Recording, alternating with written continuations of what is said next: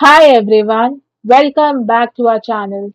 Today, in this video, we are going to see how to hard reset Dell Docking Station, step-by-step reset and troubleshooting tutorial. To hard reset a Dell Docking Station like the WD19, WD22 or TB series, perform a power drain to clear residual electricity and reset internal parameters. Unplug all cables from the dock, press and hold the power button for 30 to 45 seconds, reconnect the power alone, and finally plug in your devices. Step 1. Disconnect from PC. Unplug the USB-C or Thunderbolt cable connecting the dock to your laptop.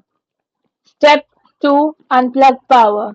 Then remove the AC power adapter directly from the back of the docking station. Step 3. Drain residual power. Press and hold the power button on the dock for 30 to 45 seconds. This critical step discharges any electricity trapped in the internal memory. Step 4. Reconnect the power. Then plug the AC power adapter back into the dock. If your dock has an LED indicator on the power button, it should blink 3 times. Step 5. Wait for initialization. Then allow the dock about a minute to initialize and connect with the wall outlet before connecting anything else. Step 6. Reconnect your devices.